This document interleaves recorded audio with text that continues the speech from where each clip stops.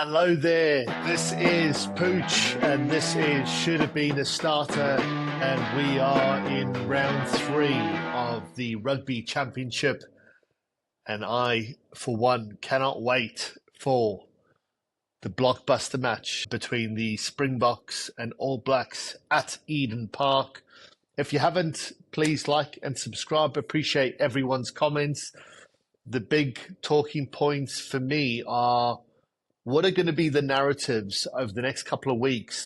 Certainly, let's be honest, the key focus or a lot of the attention, and certainly the podcast today, will be focused squarely on the Springboks All Blacks game, just given the magnitude of what this game is and what it represents in world rugby. But certainly taking into account what may happen in Australia between the Los Pumas and the Wallabies. Let's give it some thought. If the Wallabies and South Africa both win each games, the All Blacks will be in disarray, having 6 losses against the Springboks, with the Wallabies building on the momentum of some really good performances against the British and Irish Lions, stealing a test match in South Africa, with no doubt going in with full momentum to try snatch away the Bledisloe. On the flip side, we would look at Argentina going, same old Argentina, flattening to deceive a little bit, not backing up a strong performance with a strong performance. Do the All Blacks win back-to-back? Razor has dusted off the pressure to a large degree, mitigating South Africa, building on their consecutive wins. What happened to Argentina win both games here in Australia? What will the world say about this Felipe Contepomi Argentina team? And will that burst the Wallabies bubble over the next couple of weeks? So certainly I think between this weekend and over the course of this next series of games, there are broad-ranging narratives that will spill out from these next couple of games. I'd be keen to hear anyone in their comments note, Wallabies win next 2, this will be the narrative, or the All Blacks win the next couple of games, or one each. Of course, that is certainly going to be highly possible that both teams take one apiece from these next couple of games. What are your thoughts? It would be great to hear in the comments below. What do people think what will happen over the next couple of weeks, and what narratives will that build? What I am going to do is really, on very high level, the Springbok team has just been announced, with the All Blacks announcing earlier. I'm going to go through my points, certainly ahead of the Eden Park test. And then obviously it'll be great to circle back with you post-game. I will be in Auckland for the test match, and it'll be interesting to see where and how the teams shape up pre and post game thereafter. So let's get into it. The All Blacks have a 50 test unbeaten run at the famous Eden Park. Not since 1994 French team have the All Blacks lost, and the Springboks last played there in 2013. I was certainly aware that South Africa played in Auckland, Mount Smart and the like over the last few years, but I didn't realise until this past week that it was all the way back to 2013 when I was hyped watching a team that I thought could certainly take a generational All Black team to the sword, when Bismarck du Plessis was rudely sent off after his epic hit on Dan Carter. I watched Jean de Villiers get interviewed on another podcast with Martin Devlin, who I'm a big fan of. And he tongue-in-cheek said, of course, the rules were different back then. You weren't allowed to tackle Dan Carter. So a bit of tongue-in-cheek.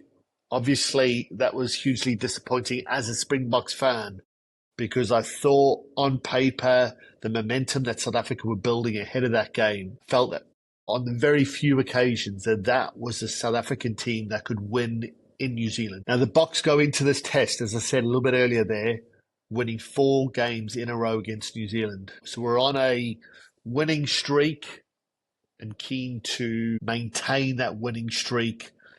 I've discussed at the start of this rugby championship how South Africa had to change their perception of being a rugby cup, a great cup winning team, to a aura of being number one and revered around the world. We've seen already that being knocked back with that test at Ellis Park. This record they should see as a great opportunity to really give the All Blacks a taste of their medicine. South Africa, whilst the greatest rival to New Zealand, the respect, the admiration between both is huge. But make no mistake, the All Blacks hold the wool over South Africa and have done for many years.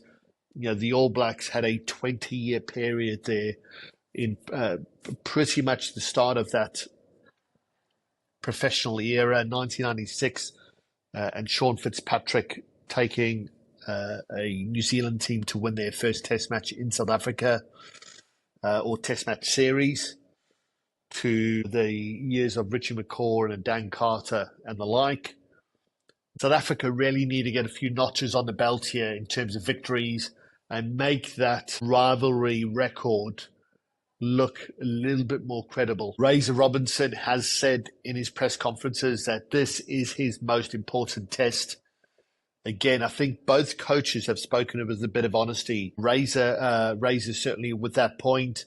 Rusty is often a media juggernaut himself. He often writes the narrative himself with his mind games and the like, but certainly against New Zealand, there'll be a lot more traditional respect that we've certainly seen. Him speaking about the mental fragility of the Springboks getting over that game at Cape Town following the stunning loss against the Wallabies, and the sort of mental fragility there. I certainly agree with him that I think that'll be parked to the side when it comes to New Zealand. There will not be time to think.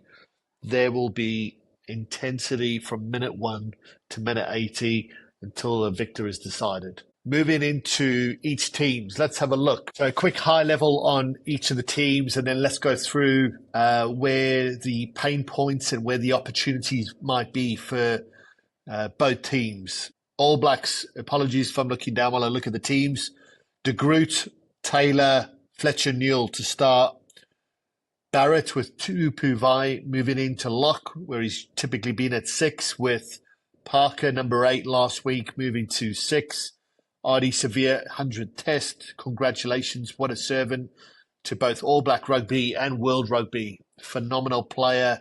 He's moved to Moana Pacifica, and what it represents, fabulous occasion. Wallace Satiti, and we saw, despite the 2 losses in South Africa last year, he was one of the standout players for New Zealand. That, for me, is a very, very strong forward pack for New Zealand. Where I think there are a few concerns, and we'll get into it in a bit more detail, is the backline. And who would have thought during the glory years of All Black Rugby that we would ever say that the backline is area of concern for the All Blacks? Of course, the depth at scrum half of concern with Roygard and Ratimer both injured. They have to move in with Finlay Christie, who I thought got off to a really good start, certainly for that try I mentioned in the last podcast, for the Proctor try against Argentina. But really, I thought maybe, if anything, his forward pack had let him down. A forward pack, again, that I think has been the strength of New Zealand under Razor Robinson, where they've really been able to build a bit of consistency and unearth a few players like Holland, like Satiti, and the like. But Finlay Christie, huge amounts of pressure on him. Moving into Beauden Barrett at fly half, with his brother at 12, Jody Barrett, Proctor, Ione, Narawara, and Will Jordan at 15. For me, the concerns for the All Blacks really sit mostly in the back line. When you think about Tamaiti Williams and Lomax and Holland coming off the bench, I think we'll see a lot of parity against the Springboks.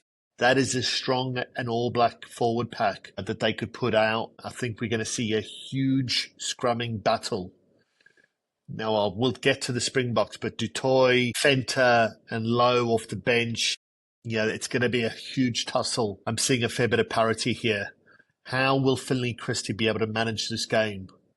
Huge amounts of pressure, both a traditional Springbok New Zealand game, but equally with the Eden Park record at stake, and then Carl Preston coming off the bench.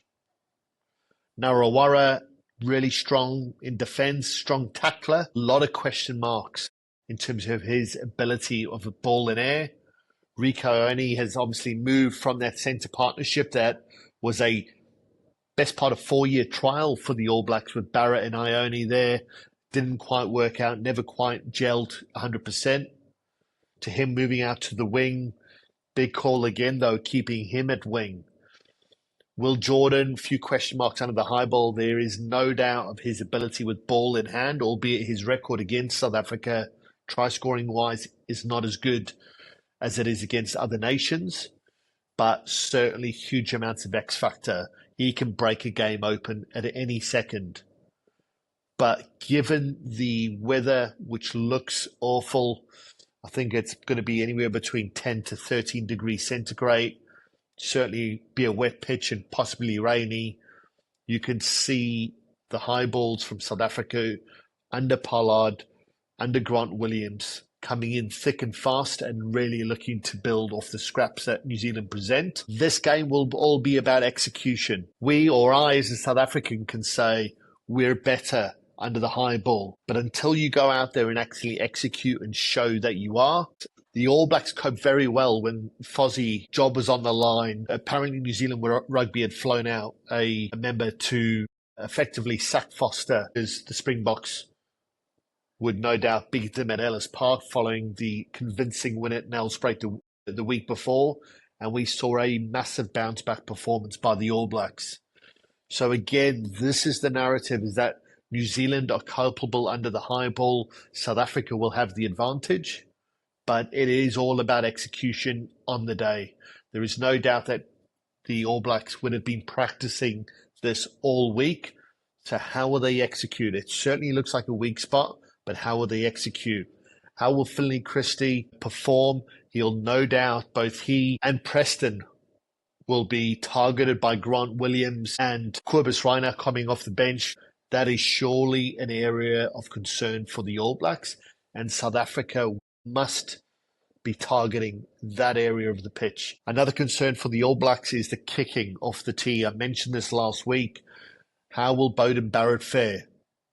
Certainly if he misses the first kick, is that a difficult kick? It's a big confidence thing with him. So how will he fare under the pressures of this game at Eden Park? They're down by a try early on in the game, and he's got a kick from 5 meters out from the touchline, and he misses it.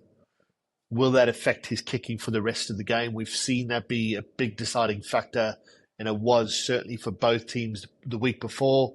Wallabies missing a few kicks with O'Connor, who got off to a good start and then lost his way, versus Pollard. And again, we saw Carreras get off to a much better start versus the All Blacks and Barrett the week before. Now, another key area of concern for the All Blacks will be discipline. A key part of their loss against Argentina the week before was their ill discipline. We saw Jordan and Tupuvai go off in quick succession. Last year, they got 7 yellow cards across the entire rugby championship. And after 2 games, they already have 5 yellow cards. Now, the one thing about South Africa when they are playing well is they have brute force. Their intensity is immaculate. We saw during the World Cup, throughout the World Cup, South Africa's discipline was incredible. A hallmark of a good functioning team is its discipline. 5 yellow cards after 2 games is not a sign of a team that is humming along and performing at an optimum capability. How strange is it that I'm a number of concerns the All Blacks should have when they're number 1 in the world, and I have certainly a number of concerns for the Springboks, who are number 2 in the world, Who would have thought? Where the All Blacks have been very stable recently and have, in essence, probably taken a lot out of this South African mantra is their ability to scrummage well. Fletcher Newell versus Ox Inche is mouth-watering. We've got Du Toit on the other end who really needs to front up, and it's a big occasion for him. Malcolm Marx will have to be at his best for South Africa to win this game.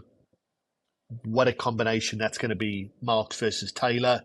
And then off the bench, Taimati Williams, whilst very strong, and Lomax maybe haven't had as many runs under their belt as they would like. Going up against Venter, a debutant, what a debut to make against the All Blacks at Eden Park, and Wilco Louw, a scrummaging machine. So that will no doubt be a point where both teams will be aiming to target. It is going to be a huge tussle. I can't see a victory either side. Both have supreme scrummages on each side. That is, while the scrum has been hugely impressive, while the backline has been an area of concern in terms of its ability to maintain momentum, find combinations and the like. We saw in that first test match the ability of Will Jordan just to cut you up. The moment you give him half an inch, he'll take a mile. So Will Jordan, while I said earlier, his record against South Africa is not as good as it is against other nations, there is no doubting his ability, his class. The All Blacks will no doubt be relying on a bit of X factor from their number 15. And look, overall, I dare say the South Africans have traditionally gone into this game aiming to really put it on the All Blacks. We saw the 7-1 split before the World Cup, and obviously that carried forward to the World Cup final, and then 2 successive wins over the All Blacks in South Africa last year, building that track record of 4 straight wins. This All Blacks forward pack certainly looks capable. While they were disappointing last week, certainly been very capable in weeks gone by. I expect them to certainly at least get parity against the Springs. Moving on to the Springboks, and no surprise that there was going to be surprises given it is Rassie Erasmus at the end of the day.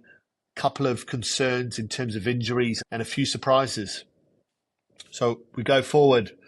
Oxenche, Malcolm Marx, Thomas Du Toit, same as last week. Eben Etzebeth with Ruan Nakia starting. Was really similar to Franco Mostert in his ability to get through a lot of work for the Springboks. Pieter-Steph du Toit, Marco van Staden, and Siya Kolisi. Apparently, once again, it seems like du Preez at 8 has injured himself. He was sick the week before. It's not going to be long before Jasper Wiese is given his number 8 jersey back. Has he, by unfortunate circumstances, missed out on his opportunity to stake his claim once again? Siya Kolisi being injured in the first test, like Pieter-Steph du Toit in that loss against the Wallabies, albeit he looked very good in that first half. What kind of condition is he coming in, as well as Pieter-Steph? We can generally rely on these guys performing at a very high level for the Springboks, but both again coming in a little bit undercooked for my liking. Grant Williams, I thought, played a much better, well-rounded game for the full 80 minutes, or until he was taken off against the Wallabies in the second test. Started off very good in the first half, as all the Springboks did against the Wallabies at Ellis Park, and then really went away from that kicking game and that sort of mixed up attacking game at Ellis Park. Andre Pollard was a dead set starter after his performance last week, with the tried and trusted combination of Damien Delande and Jesse Creel, who captains the team this week. Interesting. Not a huge amount to read into it. I think the reality is Siya has always drawn on, and I think that's been one of his strengths as a leader, as a captain, is drawing on the experience of others in different areas of the team. But interesting that he hasn't got the armband for this weekend. With Caden Moody, who I thought looked again lost last week against the Wallabies, or the previous week rather, and he had a similar game against New Zealand last year when again he had just come back from injury. I'm certain it was New Zealand again on the wing, just looked a little bit lost, didn't get into the game. So it'll be imperative for him to get touches early on, get into the game and build his confidence. This guy's ceiling is massive. Again, a player that likely his position long term lies at centre. However, plays on the wing, has all the skills and all the talent in the world. His record overall in the green and gold as a team has been incredibly good. So really important that he gets off to an early start, a good start, and hopefully has an opportunity to get more touches and build into the game. With the best winger on the planet, Cheslin Colby, joining him, and Willie Leroux building on his 100th cap. I had a text exchange with a friend and certainly made that point that I could see Willie Leroux starting this game. Rassie Erasmus has mentioned a bit of lack of confidence in decision-making from Fassi, who I'm a huge fan of.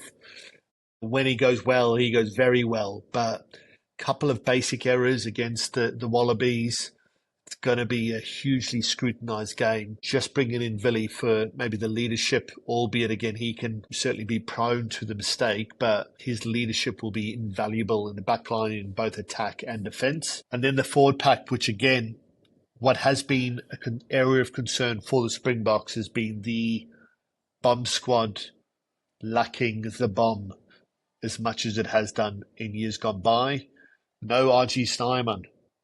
Yeah, we was part of the press conferences earlier. I'm not sure why he's not on the bench, but Jan-Hendrik Wessels, Boan Venter, who's a strong scrummager, making his debut with Wilco Low coming off the bench. That's where I think we'll see the parity against the strong All Black scrum. Lur Diaga, Quacker Smith. Lur Diaga looks bigger and more physical than he did. He's had a long period out for the Springboks. I'm so glad he's come back.